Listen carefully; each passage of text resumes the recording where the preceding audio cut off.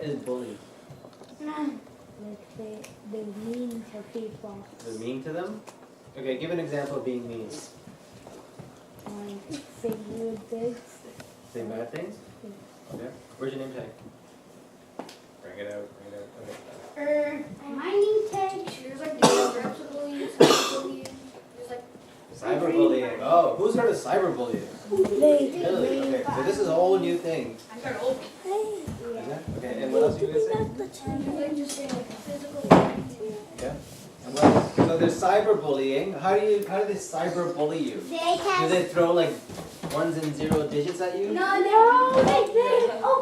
they're like sometimes they can post an anonymous post and like just say rude things about you, or like I've read some books that this one person creates a website about them, and then like the people who kind of hate them just post on them. Sure. You were gonna say the difference? I was gonna say the same thing. Same thing. Okay. Your hands up or your wrestling?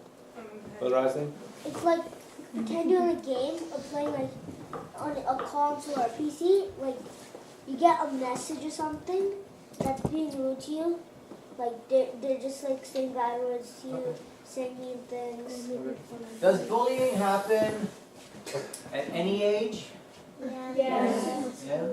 Is it just for kids? No. Yeah. It can happen to adults too. Yes. Really? Yes. Okay. Give me an example of an adult bullying it. Break adults' cars. Oh wait, that's That's the next level. Yeah, that's right. You know what I'm saying? Breaking up cars. Sometimes there's people who just aren't mature enough. It took me a while to be mature. It doesn't make me a bully. Yeah. Lisa's dad Porsche. Somebody broke the front of his Porsche because they were jealous that he had a Porsche. Yeah, I mean, but that's not really bullying, right? That's just That's like acting out of jealousy. Hands up, though? Yeah. Okay, good. When another form of bullying is kind of Not for adult folk. yeah, on a global scale, when Russia bombed Ukraine, that's kind of like a kid pushing another kid, Okay. like really hard. Okay. So somebody had already said this. What kind of bullying is this? Verbal, physical. Yeah, it's verbal, isn't it? They're not really hitting or anything. But, you know, what do you think they're saying? What are the kinds of things that they're saying? What was it called? Verbal. Verbal bullying is when you talk about others and behind their back, like saying mean things about them, and the person that's being talked about doesn't like it, feels sad, Okay. and sometimes. Is it like saying it once to the person? Before you burn them. It's like you're talking about someone behind their back constantly. Like it could be with just one person, or it could be with a whole group of people. Sometimes like the person doesn't even know what's happening, but they're being like, there's rumors behind their back, and like people are saying bad things when they're not looking and things like that. And it happens like every day or a lot. Alright, so why do you guys think that this happens? There's jealousy. Jealousy is one. Maybe on the way they look, or like the way that they kind of work. Like if you're in school and you're not really doing very good, and like you ask your best friend, you tell your best friend your mark, but then so she like it's basically like But is that bullying? yeah. Or that's just, you know, No, because it's a best friend who can't keep a secret? no, because like it's like if it's continuous, that like she keeps spreading rumors about this It's one not a very person. good best friend. Yeah. Okay, wait. Silliness sometimes. Huh? Silliness sometimes. I didn't hear what you said. Silly? Silliness. Silliness. Oh, yeah, explain that. What do you mean? So if someone's really silly and they keep annoying the teacher and then they keep getting in trouble, then sometimes there's rumors spreading around. Okay. Go ahead. I've heard that sometimes because the bullies are lonely. Bullies are lonely. Oh. Anybody want to talk about bullies being lonely? Bullies are never what they act like They're not? on the inside. No? Why? What are they on the inside? Because like when they're like really rude, if you just say anything back or like actually like fight back almost, not like actually like fight back. Like, do you get what I'm saying? Explain it. Like if you scare them somehow, Yeah. then usually they'll back down. Like sometimes it also could be like if Go ahead, sorry. if someone gets bullied, it's basically like what's the question again? Bullies being lonely. A lot of times,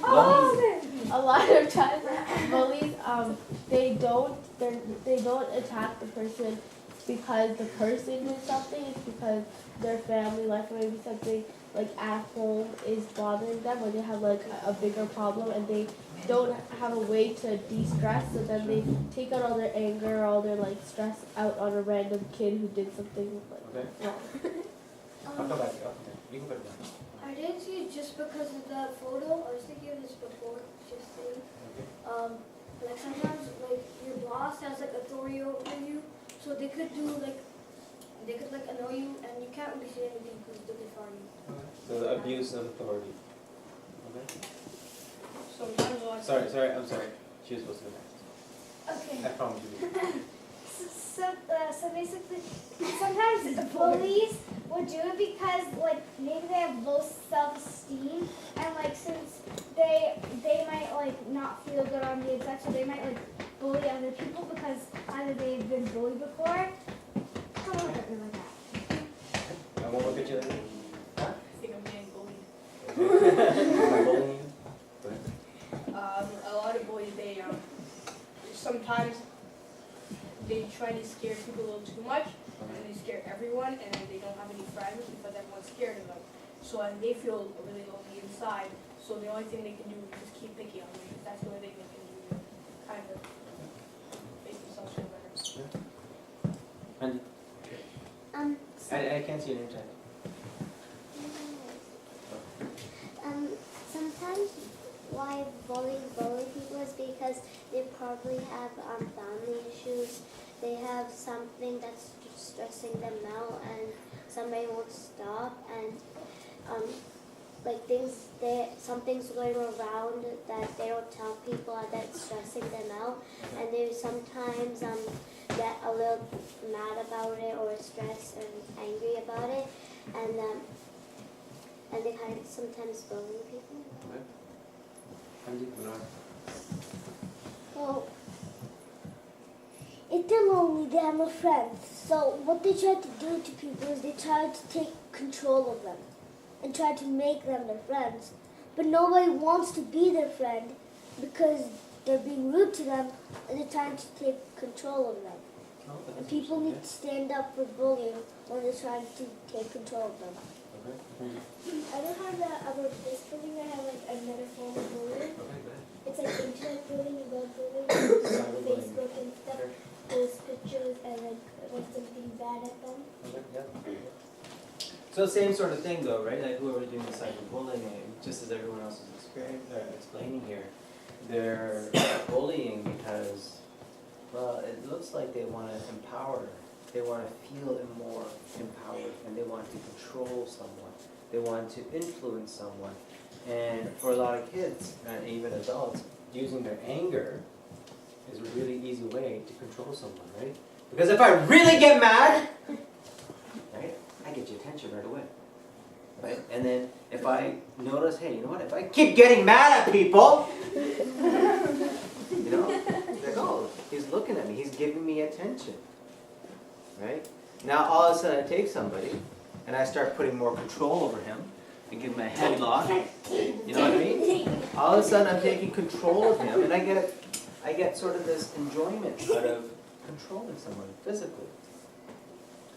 So how do you stop someone? Well, as we just explained, you guys explained back there, explained that, you know, some of these bullies just have issues at home. So how do you deal with that? Here's a person who wants your lunch money. Here's a person who wants to, you know, I love lunch money. who wants to really hurt you if you don't listen to them. But we don't know. Maybe something happened. Maybe his dad got really angry at him, or every single day his dad's always mad at him. Like you. Always mad. And over here, you know, he's just following his lead because, you know, he's his friend. So he's like, well, he's gonna pick on him, I guess, you know, I get to pick on him. So how do you stop this? Okay, go ahead. Sometimes, like, if it is a problem at home, you could, in a kind way, I guess, tell the bully that, you know, there's other ways not to pick on people. Like, there's some. But can you really do it in a kind way? Like if, Okay, not is kindly. he really but, going like, to be like, hey guys, come on. I know you have daddy issues. No, but like they could say that, like, not in a way of defending themselves, and kind of like ending the problem. They could like tell them different ways. Like some schools have guidance counselors. You could like talk. What? I'm sorry. You can go to the guidance counselor with your problem. Yeah, Okay, yeah. yeah. I agree. I don't know why she's laughing about that. Yeah. Anji, that's okay. You can either tell a parent, teacher, or stand up for yourself. So right here, right now, there's no teacher. Who are you gonna tell? You can't tell a parent. Oh, you can. Who can you rely on right now? You? Yourself. Right? Yourself. A lawyer. But that's after the fact. After you get your face pummeled. Anji. Ways that you can stop from the bullying.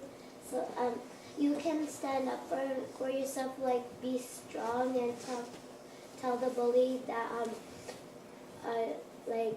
pretend the bully was bullying you about like you have. Give me an example. Give me a example. I'll give you an example. I think I know what you're talking about, so I'll give you an example along that line. So I used to play football, and I used to play for the city of Brantford, and I used to play for the high school. And in total, I played about 8-9 years of football.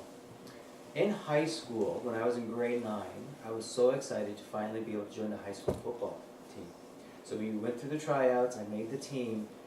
Team initiation was the senior football team was going to give wedgies to the junior football team. Who doesn't know what a wedgie is? Everybody knows what a wedgie is? So I work a shadow. Okay, that's not going to work. So they went to every single kid. One of my friends is a boxer. He's a really good boxer.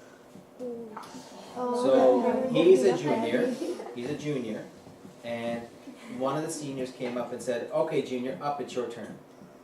So he stood up, he said, you're not going to give me a wedgie. And then the senior started laughing. He said, oh, you think not, eh? So he forcibly was trying to take control of him.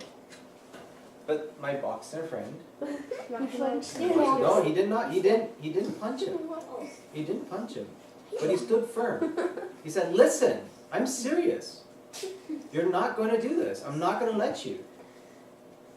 Now, by this time, all the juniors are like little mice cowering off to the side and watching in disbelief what he's doing. His name was Aaron. Like, oh my God, Aaron's going to get us killed. And then all of a sudden, the other seniors started coming in. Who's this lippy kid? Who does this kid think he is? So now there's Aaron, one senior, another senior, and another senior come up. And they said, we're going to give you this wedgie, and then we're going to give wedgies to all your teams, and it's going to be your fault. And he's like, you can do whatever you like, but you're not going to give me a wedgie. Now they were trying to, can you guys stand up? These are the seniors. My back is against my locker, my bench is here, my locker's above me, and so the main senior comes up. Come on, don't make me the bully. And he's standing right there in Aaron's face. Now the other bully comes up. No, anybody else want to be a bully? I'll be bullied. I'll be a bully. I'll be a bully. You're still a bully, right? So They're in his face like this. Look. Is this not intimidating? But here's the opposite thing. He was a lot smaller. Right? Is it? Would you guys feel intimidated? No. Really? I'd run. Yeah. Okay. Well, that's good if you don't. So Aaron, you guys can see him. Aaron was intimidated. Aaron was scared. But he wasn't going to let his dignity go. He was a very dignified kid. He was like, no, there's no way anybody's going to pull my underwear up my butt. I'm not going to allow that. So Aaron stood up for his rights. Now here's the thing. The seniors didn't go beyond that. They didn't. He stood firm. He just stood right there. And he was ready to duke it out, fight it out. But he wasn't going to give in. The seniors said, okay, fine, next time we're going to come back.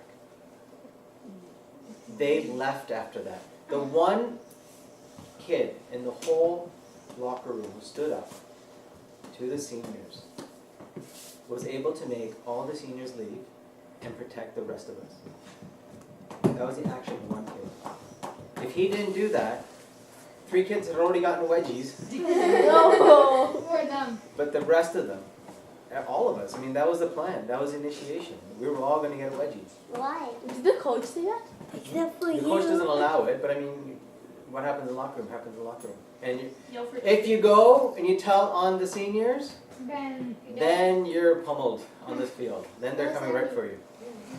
So what did Aaron do? I've read. What did Aaron do? He stood his I would ground, punch didn't him he? straight away. No, but he didn't resort to violence. Did he? He didn't resort to violence. The bullies were going to use violence, but Aaron did what? He stood his ground. Right? They kept coming closer, like how these guys were coming closer. Right? But he stood his ground. And I think that's a really effective way to standing up to bullies. A bully smells fear.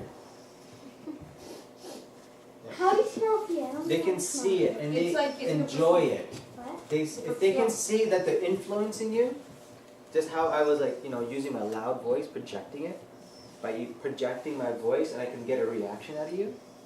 And if it's a reaction I like, it's going to fuel me to keep doing that reaction, to keep projecting my voice. Because I'm really mad, and I'm going to get more mad if you don't do what I'm asking you to do.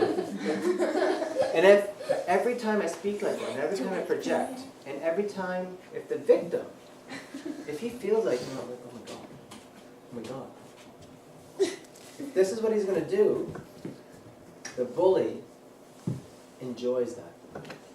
That empowers him. Take that away from him. What did Aaron do? He stood his ground. He didn't give him the satisfaction of showing fear. He didn't give him that satisfaction of cowing down. He showed his strength. And by the way, he's a boxer. He knew he could protect himself. He knew that I'm probably going to lose this fight 3-on-1. These guys are older than me, bigger than me, stronger than me. But I will do whatever I can to protect myself. Right? So bullying doesn't end in school. You'll go through grade school, you go through high school. Bullying exists at all ages. So if you can't deal with bullies now, and you get older in your workplace, and you get in this kind of environment, the boss wants you to do something, you try to do it, maybe whatever, and all of a sudden the boss comes in absolutely flaming mad, so mad, and you're just like, whoa, they're not allowed to do this. Bosses are not allowed to react like this. Why? It's illegal. It's abuse of authority, right here. Well, then why do they do that if they're not allowed to do it? Anger. The anger wells up so much, you just don't care. I am so mad. And I'm going to make sure you know it, and I'm going to hurt you with my words. Two things. The first one is, what if you Go ahead. what if you like tell the police about like your boss because that's illegal, right? Can't they fire you? They're not allowed to fire you. Okay. You can take Please action have- against And them. the second thing is, if a bully is like has something wrong with like the whole, if you just say, oh, is there something wrong? They're probably gonna like punch you or something. So here's the thing, in that kind of a situation back here, you're not going to sit there and say, well, let's sit down and talk about this. Tell me about your mom, tell me about your dad. What kind of day did you have? Why are you so mad? Really, you need to be mad. Exactly what I'm gonna do. That's not a realistic scenario, right? Yes. The realistic scenario really is, this person is using his anger. When a person is angry, when you want to diffuse them, there are a few things that can diffuse them, but the thing is, for us, I think we need to know what kind of person that is so we can understand, okay, what can I use to diffuse his anger? But with him being so angry, the best thing to show is, like I said, take the power away from him. Don't let him enjoy it. If he can't enjoy it, right, it may escalate. He may throw a punch. Right? I actually, in my laptop, I downloaded a video showing where this happened in England. I got it. What did that kid do? The kid? Can I It was- say something? Just give me 1 second, let me finish my story. So there, in England, there was a white kid who had some sort of issue with a kid with a patka. And so the white kid was, being very, again, oppressive, very sort of bullying, kind of coming in, just kind of showing his stuff, like it looks like he's ready to go at him. And the Sikh was just kind of backing off, he's stepping back, but he's talking his way out of it. Until the bully threw the punch. That was it. The Sikh, he's a boy. He's just the same age as you guys, right? Watching him fight, he didn't have any fighting experience. But he had empowerment. As soon as the other kid threw the punch, he went at him, 1, 2, knocked him down. Then the bully is struggling to get back to his feet. He gets back to his feet. The Sikh goes again. And all of a sudden the bully's like, whoa, this is not what I expected. It escalated quite quickly, right? He was trying to defuse it, but a punch was thrown. There's 2 things you can do. You can be patient, say, okay, you know what, I'll take the punch, but you know what, I'm still not going to let you have the satisfaction of bullying me. He throws another punch, okay, you know that's enough. And then you step in. Who takes some sort of martial arts class? Well, I used to, but And who does not? Let's see. I used to. You guys should consider taking something, and it can really be anything. Gakka is a good one. Karate, Taekwondo. Jiu-Jitsu is my favorite. Got Muay Thai. Muay Thai is a good one too. Gakka is really good. Now can I say something? Brazilian. Sanjeev, go ahead, sorry. This was a story. My last year teacher, when she was in grade 6, when she was in grade 5, she used to be very good at art, and she was one of the persons. There was this new art school that opened up, and she was one of the chosen to go to the art school because her art was very good. She was the only brown person there, where all the others were white people, and every single time when she used to have class, her teacher would bully her, slam her desk, throw her books off the table, make her cry, make her sit. And she didn't want to talk to her mom about that? She would make her sit alone, and then my teacher, she would go to her mom and say, my teacher's bullying me, she's being mean to me, I don't want to come to this school, I want to go back to my old school. And mom's like, just finish this year, and next year we'll put you back to your same school. And then the teacher bullied her too much, and then my teacher, she complained to her mom so much that her mom, she was when she had an interview with the teacher, that the principal was also there, because the mom was complaining about the teacher. And when there was an interview, her mom, my teacher was to the principal that she was bullying me, and then the teacher was like. So what happened at the end then? Then the teacher What was happened at the end? no, I didn't bully her. She's lying. She doesn't like me. the teacher was like lying to the principal and her mom. So yeah, next year she never. So she just went through the year like that then? Yeah. Okay. And so slowly, she like told the principal to check the camera, and then the teacher got in trouble. Hope she got fired. When you see this picture, what do you guys think? What's he holding? Is you holding a toilet cleaner? Kind of like fierce. Huh? Fierce. Oh, I like that one. Yeah. Anyone else? He looks like he's gonna go into jump. Okay, John. Yeah. You have your hand up? He's looking strong, Strong. brave. Brave. He looks like he's about to go use that toilet cleaner. Guys, it's a plug. I had to That's clean what it's 3 called. toilets yesterday. That's what I look like. I was not happy. Yeah, 2 toilets weren't flushing properly. And the third one, just the water wouldn't go down. It was so disgusting. Okay. But wait a second. So we know this is a sing. We know what a sing represents, right?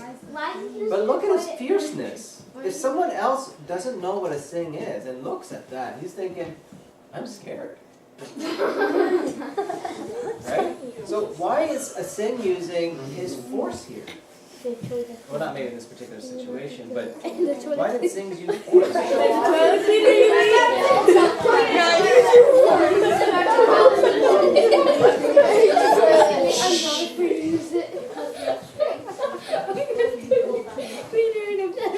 I can't hear, but Justin? I can't hear. Because they have strength and it's something like trust.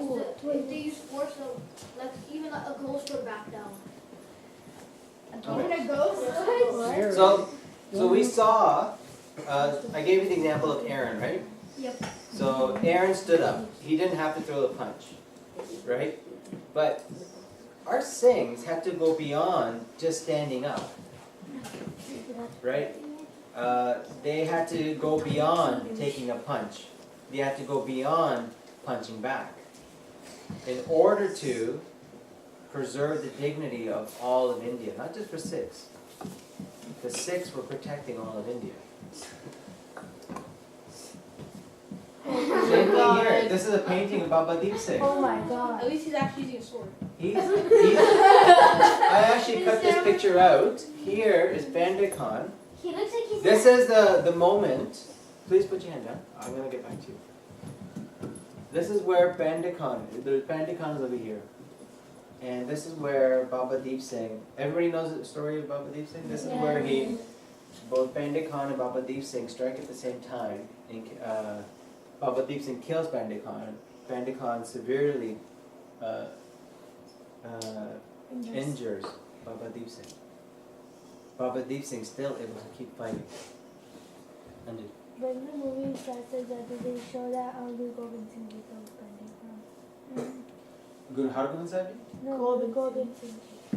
There are different Bande Khans throughout Sikh history. Bande There was one Khan. Bande Khan during Guru Hargobind Sahib Ji. Bande He was hired by Guru Gobind Singh Ji. He was so strong he could pick up an ox and he can lift the ox above him. Oh my god. He used to weightlift like big bricks and stuff like that. He was like Guru Gobind Singh Ji. He's a champion wrestler, but then he turned against Guru Gobind Singh Ji. Why? Guru Hargobind Sahib Ji. Why? And so Bande Khan brought a whole Mughal army against Guru Hargobind Sahib Ji. And Guru Hargobind Sahib Ji had to take, and the Sikhs had to go and fight that jump. And Guru Hargobind Sahib Ji loved Bande Khan, but at the same time, Bande Khan died at the hands of Guru Hargobind Sahib Ji.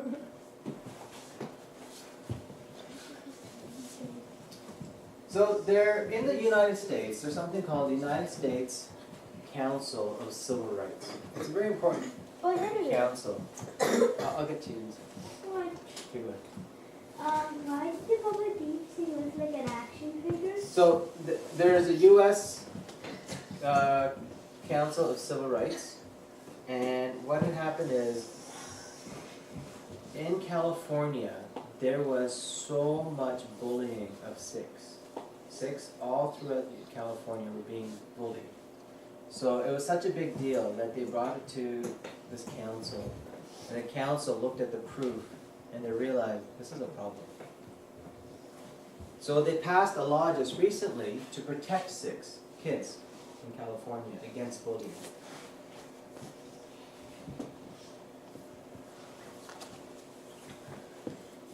%67%, right? So that's like almost 7 out of 10 Sikhs, turban Sikhs, have experienced bullying and harassment. 7 out of 10 Sikhs who Youth were at the 6. start. Youth as well. Huh? Youth 6 as well. The Youth. youth. Used? What? Youth. Youth. Yeah. Yeah, youth, Sikh youth. 54%, half of the Sikh youth have experienced bullying or harassment. Half. And that means, what the difference between this number and this number, this is Sikhs who wear patka or dastar. This is all Sikhs, whether they wear a dastar or a patka. So, half the Sikhs in California were bullied. 51% of Sikh youth believe school officials do not respond adequately to bullying incidents. And she just gave an example of her friend. Our teacher. Her friend who was being bullied by the teacher. 21%. No, it was No, my that It was was her her teacher. teacher who was getting bullied by her teacher. When Okay. she was The young. teacher was getting bullied Bullied. by her teacher. 21% of Sikh youth have been bullied or harassed at least once a week. Oh my god. And then 13% of all Sikh youth face bullying almost daily. That's kind of crazy. Isn't it? Yep. That's just for being a Sikh, Oh. right? That's just for looking like a Sikh. That's just wearing a patka. That's just saying, hey, I'm Mandeep and I'm in grade 7 and well, I get to pick on you now. The bully comes in, he doesn't like the way you look. He doesn't like the star, he doesn't like your color. He doesn't like the way that, you eat curry for lunch? he, I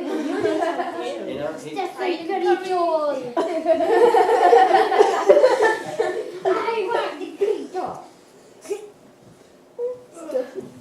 So here's an example from one of those, the numbers that we just talked about here. From one of the interviews, when they went and got the stats here, one of the interviews was this. I was walking home from school and a group of kids came up to me and they started asking me what was on my head. They started picking up rocks from in front of someone's house while I was walking home and then threw them at me. One actually hit my head and I had a bump on my head for like 2 weeks after that. My dad did go to the school and talk to the principal. The person got suspended for like 2-3 days, but right after that, he just started doing the same thing again.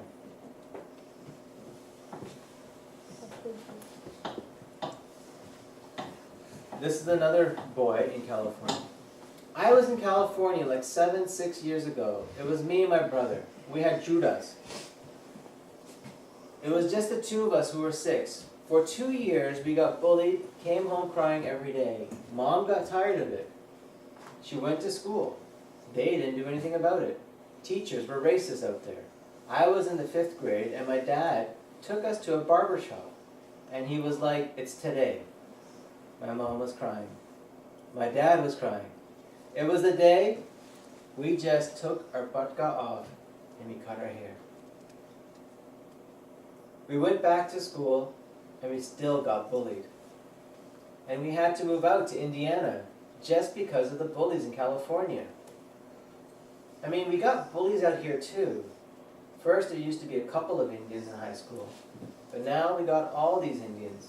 And now it's calm because me and my brother and all these Indians we have, we just fight it off. That's all we got to do. That's the only way we got, because the teachers don't do anything. The principal doesn't do anything. So we just fight for it. Isn't that sad? Yeah, they cut their own hair just from the this. So they cut their hair, but they were still being bullied. So that's just a risk, too. But doesn't that tell you something? I mean, you did everything you thought you needed to do to fit in, but they still didn't like you. They still wanted to bully you. They still wanted to hurt you. I think It's kind of sad, eh? That makes you wonder, wait a second, why am I, because we spend so much effort trying to fit in at school, and then when we do fit in, all of a sudden we realize they're still treating us the same way, these bullies. And it hurts.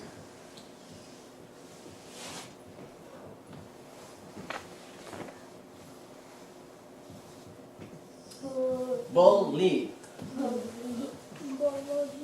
And I think you gave a better dictionary Human dictionary. description, but the description here says, use superior strength or influence to intimidate someone, typically to force him or her to do what one wants. And now look at the other words associated with bully. Persecute, oppress, tyrannize, browbeat, harass, torment, intimidate, strong arm, dominate. I'm getting bored at school. Oppress. Keep someone in subservience and hardship, especially by unjust exercise of authority. Cause someone to feel distressed, anxious, or uncomfortable. Sounds kind of like bullying, doesn't it? So does that mean when someone is bullying you, they're oppressing you? No, there's more here too. What was the law that passed in California? It says more or something. I gotta look it up. I forgot the exact. There's like a whole bill number, and what they associated with is empowering teachers. Because right now, what happens is it is difficult for teachers to step in against bullies. If a bully is doing something to a kid, and then the teacher steps in and puts a hand on the bully, the kid can be like, "I'm gonna sue you," to the teacher. So the teacher really can't really do all that much. So it's a very awkward situation for the teacher. Wants to step in, wants to stop it, really doesn't have the authority to do it. So this new law actually does a few things. One is education, making sure that the schools understand that there are people from all over the world in your school, and they have just as much right to be in that class, be in that school, be in the clubs, be in the sports, just as much as any color kid. Being white is not a privilege. Being black is not a disprivilege. This is not something that we should just say, well, I'm different, so I get it. That's okay, I won't do it. No, that's not right. Everyone in Canada, this is our country. Every one of you were born here. Right? You're not born here? Where were you born? You were? Wow, okay. So, but you're Canadian now. So, A Canadian citizen. every one of us here has every right to have access to what everyone else in this country has access to. Anyone here can be whatever you like to be. You can be a doctor, you can be a garbage man, you can be a plumber, you can be a lawyer, you can be you can have your own toilet cleaner.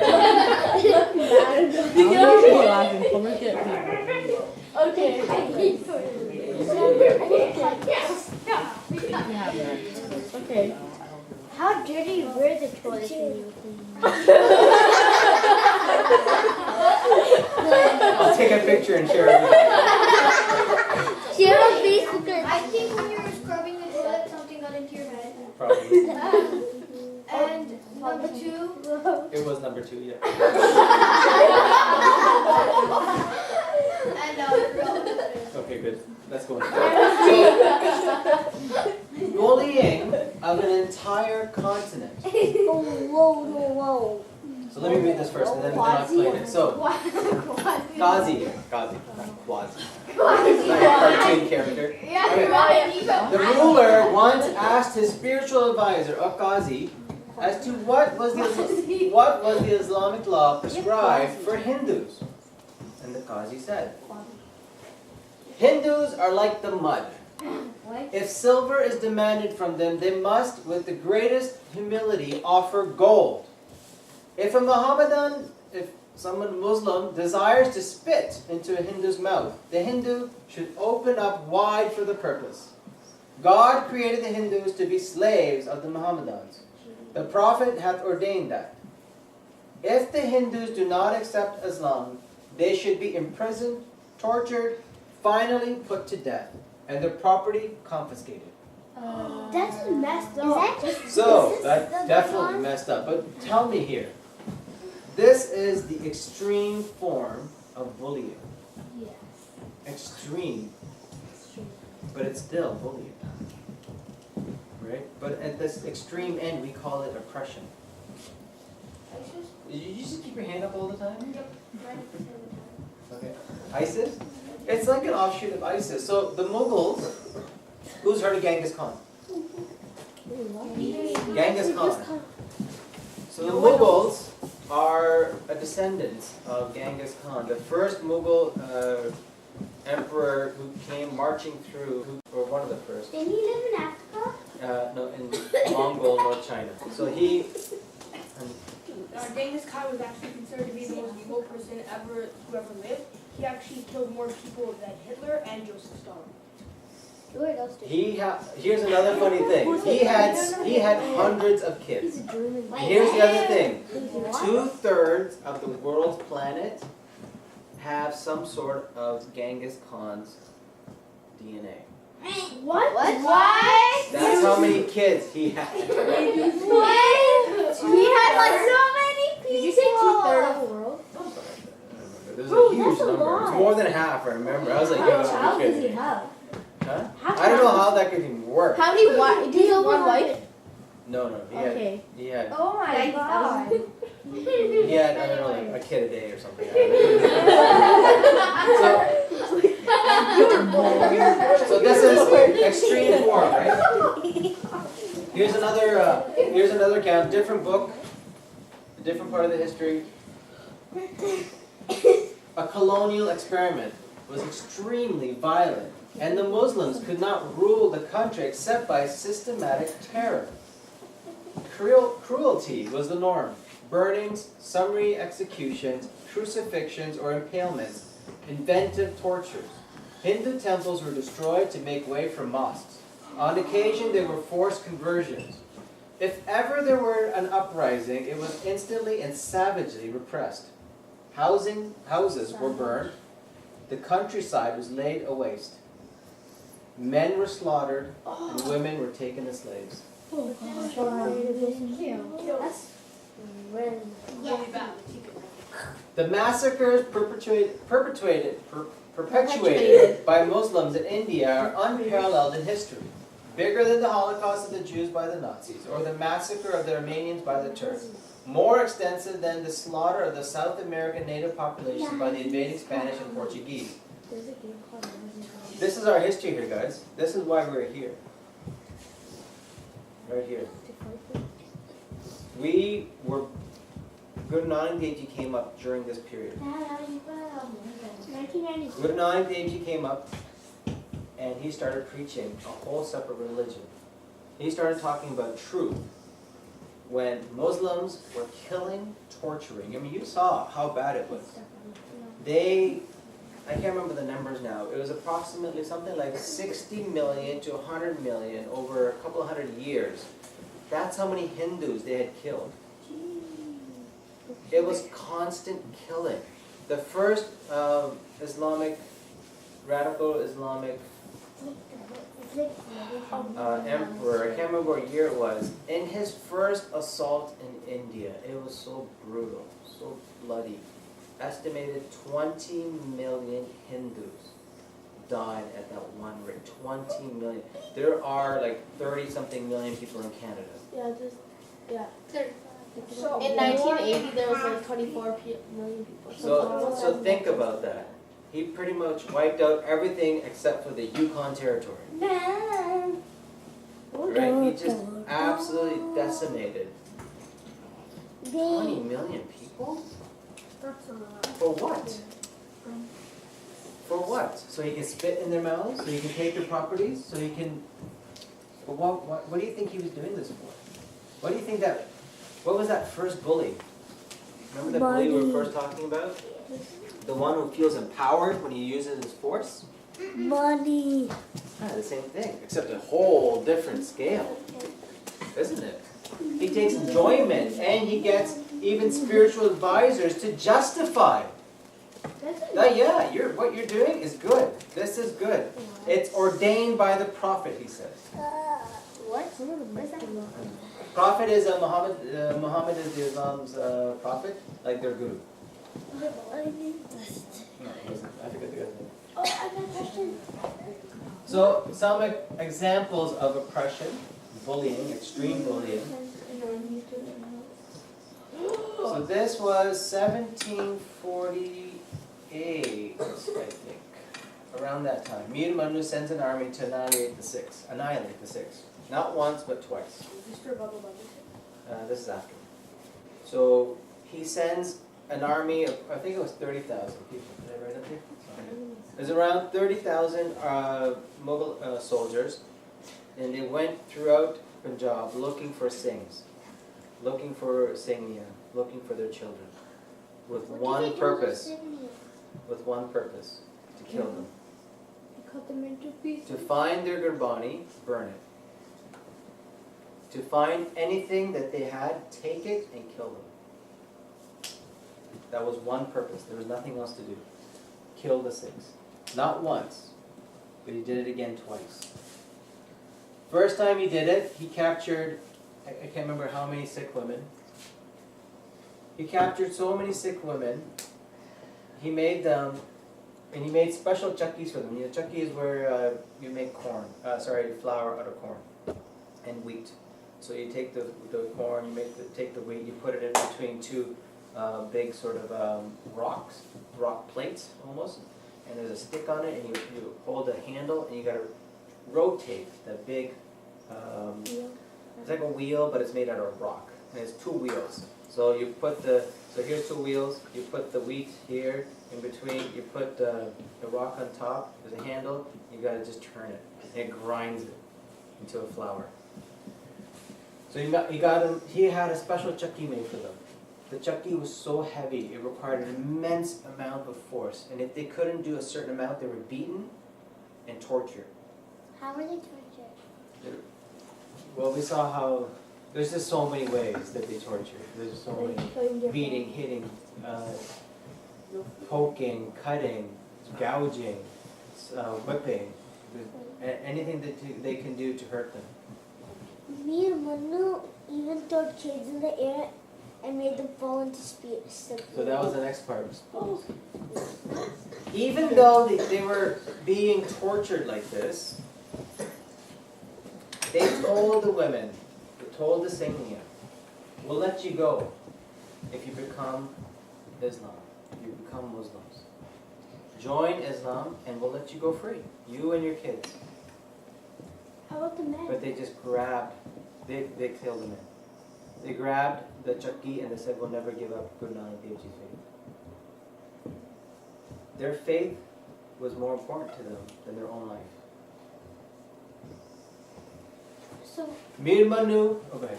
so in Dawson, people say Mir Manu was jail, and like people were sent to that jail, but then after like a few years or something, Sikhs thought like the Muslims were about to attack the Sikhs in the jungle or forest.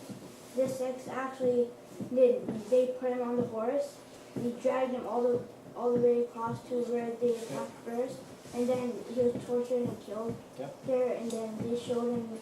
But the Mughals still didn't stop. Yeah, and they just kept on going. So when the Singhiya would not give up Sikhism, when they would not give up the Khalsa faith, when they would not give up that Naam, they would not give up their Gurbani. Mir Manu had their children, over 300 children. In front of them, they were stabbed, cut open, and cut into pieces, while the women sat there. They could stop it just by saying, okay, I'll be Muslim. They could have stopped it. Guru Nanak Dev Ji's message, Guru Granth Sahib Ji's message was so dear to them so important to them. They said, you know what? These children are Guru Nanak Dev Ji's children. These children are Guru Gobind Singh Ji's children. If they die here, Guru Gobind Singh Ji will look after them. They would not give up their faith. Look what's happening. This is extreme oppression. We went through examples where their kids were being called names. They were calling them names, even if it was every single day. Hey, Packy, hey, you kid, hey, you know, this and that, going on and on and on.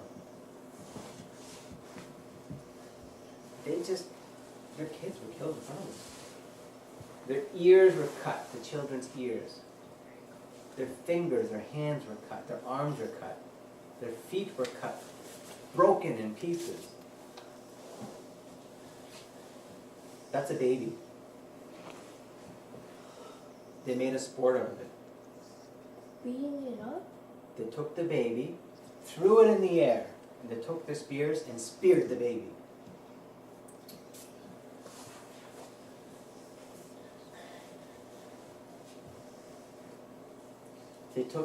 There's a baby on the spear right there.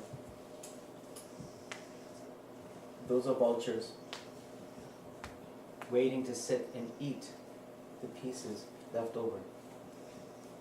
The pieces of the kids, the pieces of the children. The boys and girls, they were going to eat it. He's got his sword there, right in front of the mom. Look at the baby. Look, they're still going. They're still doing good mantra job. Yeah, in Japji Sahib, it starts off explaining that it's hukum. I accept your hukum. This is the ultimate. This is why today we still remember them in our thoughts for such an amazing sacrifice. Such an amazing sacrifice. They did this so we can be here right now. Their ultimate sacrifice. If there's nothing you can sacrifice more than your own life and your child's life. They sacrificed the most important things to them. There's a baby's head. There's that baby holding on to his mom. He's next. This is real, guys. This happened. This is not just some painting.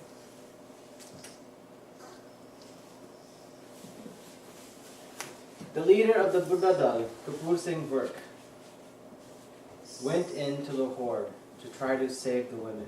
Took the Singhs on horseback. They failed the first time. They couldn't get in. They reorganized, regrouped, broke in, and saved the women. By that time, the children were dead.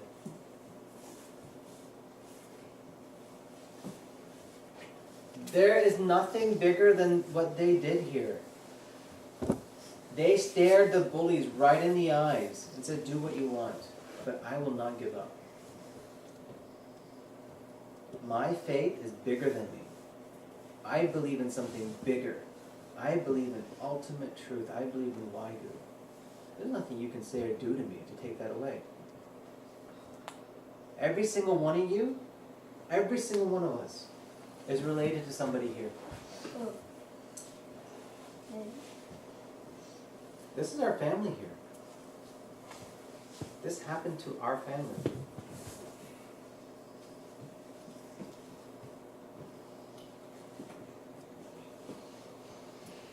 At the same time, while that was happening, that was about a 5 or 10 year span while that was happening. 10 years. Two famous Singhs, Bhota Singh Sandhu and Garja Singh. Anybody Sandhu here? These Singhs, Bhota Singh and Garja Singh, were near a bridge. It's I forget what the name of the bridge was, but it was between the city of Lahore and the city of Karanda. It was an important bridge to get over easily. So they were by the bridge in the bushes. They ran into the bushes as the Mughal soldiers coming through.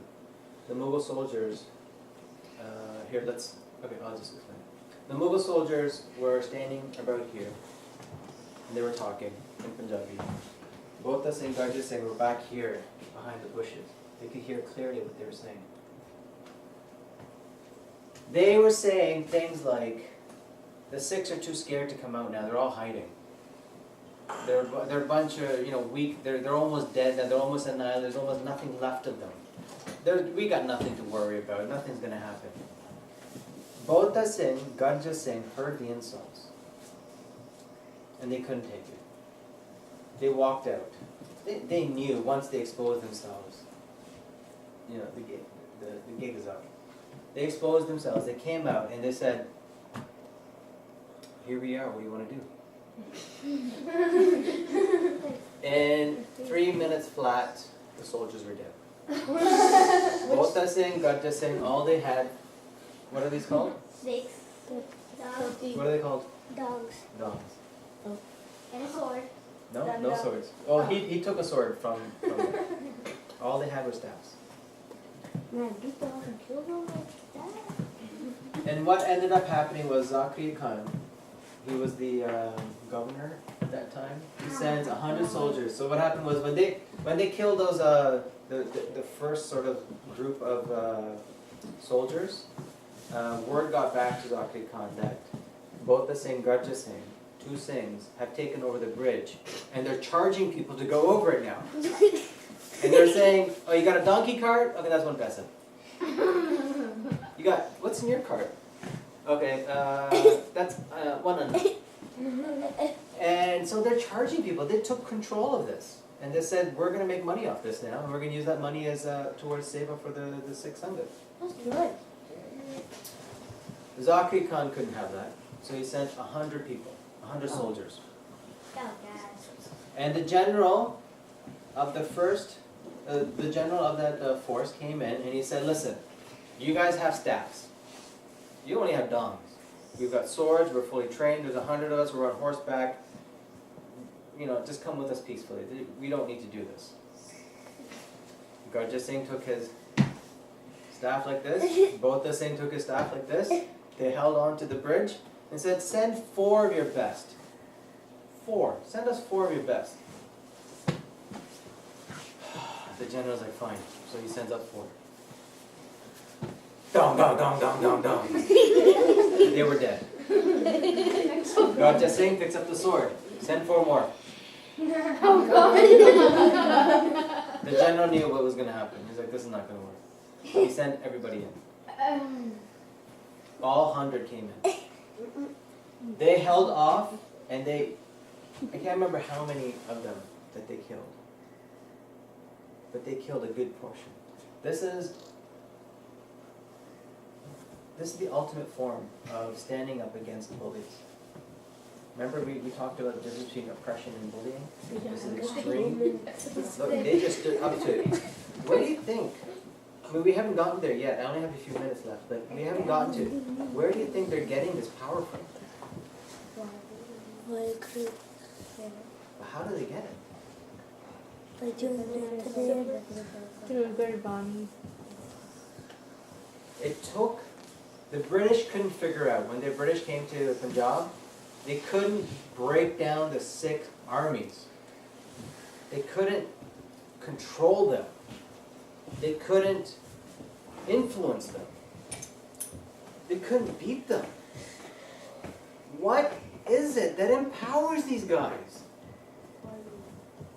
They couldn't figure it out. Until they finally did.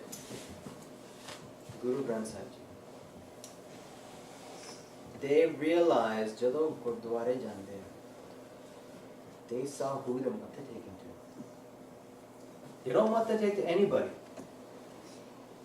But they matha take to this scripture. What's in there? That's when they realize that's where they're getting their power from.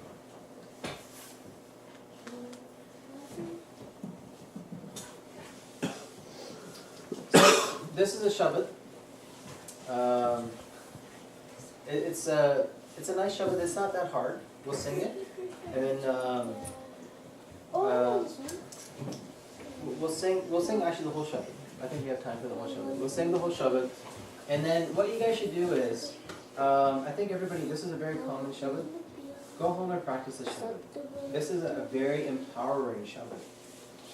Take it inside, feel it, with the message, not just the words. And don't just get, the tune is nice. The tune is, it's nice to have a tune. Connect with the message. Sing it over and over again. Feel it. So let's start. It was written by Guru Arjan Dev Ji, and the rag is Gauri. So rag Gauri Mahara. Thir kar baiso har jan pyare, thir kar baiso har jan pyare, thir kar baiso har jan pyare, thir kar baiso har jan pyare. Sat gur tumre kaaj saware, sat gur tumre काज सवारे, सतगुर तुम्हारे काज सवारे, सतगुर तुम्हारे काज सवारे। दुष्ट दूत परमेश्वर मारे, दुष्ट दूत परमेश्वर मारे, दुष्ट दूत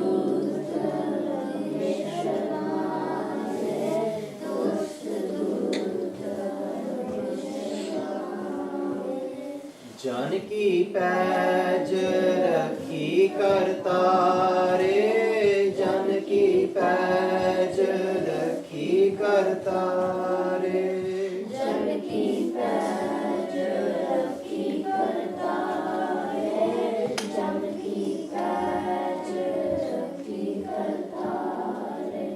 बादशाह सा सब बस कर दीने, बादशाह सा सब बस कर दीने, बादशाह सा सब बस कर दीने, बादशाह सा सब बस कर दीने। अमृत नाम महारस पीने, अमृत नाम महारस पीने, अमृत नाम महारस पीने, अमृत नाम महारस पीने। निर्भो होए भजो भगवान, निर्भो होए भजो भगवान, निर्भो होए भजो भगवान, निर्भो होए भजो भगवान। साध संगत मिल कीनो दान, साध संगत मिल कीनो दान, साध संगत मिल कीनो दान, साध संगत मिल कीनो दान। शरण परे प्रभ अंतर्जामी, शरण परे प्रभ अंतर्जामी, शरण परे प्रभ अंतर्जामी, शरण परे प्रभ अंतर्जामी। नानक ओट पकड़ी प्रभ स्वामी, नानक ओट पकड़ी प्रभ स्वामी, नानक ओट पकड़ी प्रभ स्वामी, नानक ओट पकड़ी प्रभ स्वामी। वाहिगुरु जी का खालसा, वाहिगुरु जी की फतेह। So we have 2 minutes? We're done. Okay, so we're done. So at some point we should go through the meanings, but if we don't, go home, pull the shabad out, sit with your families, mom, dad. What's the shabad even called? Thir kar baiso har jan pyare. Okay. Okay? Read the meanings. Work with the meanings with your mom and dad. Understand it. Sing it every day. It'll empower you. The same way it empowered those women who sat there with the chakis. The same way it empowered Bhota Singh and Ganja Singh. This is where they got it from. This is the source. This is the treasure. This is what they died for. And this is why we must take to Guru Granth Sahib Ji every day. Vaheguru Ji Ka Khalsa.